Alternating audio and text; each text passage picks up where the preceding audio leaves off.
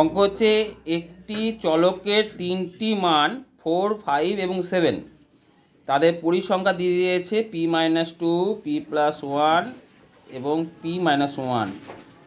চলকটির যৌগিক গড় 5.4 হলে p এর মান কত? তাহলে এই ধরনের অঙ্ক থাকলে কি করতে হয়? কি কি দিয়েছে বলো? যৌগিক গড় বের করার সূত্র কি? যৌগিক গড় বের করার সূত্র হচ্ছে নিচে পরিসংখ্যাগুলো কি করতে হবে? যোগ করতে হবে নাকি? হ্যাঁ, মোট পরিসংখ্যা। মোট পরিসংখ্যা কত বলো? p-2 plus p+1 plus p-1 হলো। দেখো মোট পরিসংখ্যা এই হবে তো। আচ্ছা, ওপরে কি হয়? fi(xi) fi(xi) মানে কি? চলের সঙ্গে পরিসংখ্যা গুণ করার পর যোগ করতে হয়। তাহলে চল কত? প্রথমটা চল কত আছে বলো? 4। আর পরিসংখ্যা কত বলো? 4। পরিসংখ্যা কত বলো? p-2। তাহলে fi(xi) দেখো, তাহলে কি চলের সঙ্গে পরিসংখ্যা গুণ করলাম একটা, প্রথমেরটা। তারপর ঠিক একইভাবে চলের সঙ্গে কোনটা গুণ করব? 5-এর সঙ্গে কত গুণ হয় বলো? তারপরে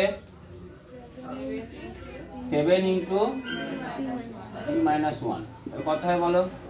4p - 8 plus 5p plus 5 7p-7 by p-2 p+1 plus p- কত 1 কেটে গেল। তাহলে কত হলো? 16p -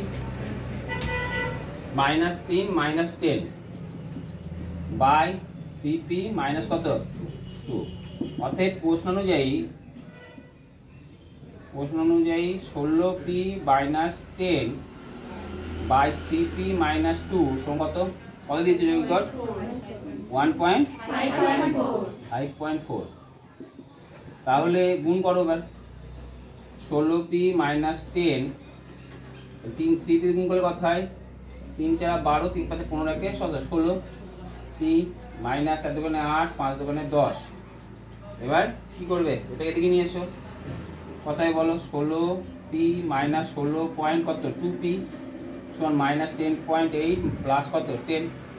তাহলে কত হয়? -0.8। এটা কত হয়? 0.2p বা p সমান কত হবে তাহলে বলো? -0.8 আর এখানে মাইনাস কেটে গেল বাই 0.2 কেটে গেল। কত উত্তর হলো? 4 বা p সমান কত হলো? 4। বুঝতে পেরেছো? ভালো অঙ্ক, এটা ভালো অঙ্ক।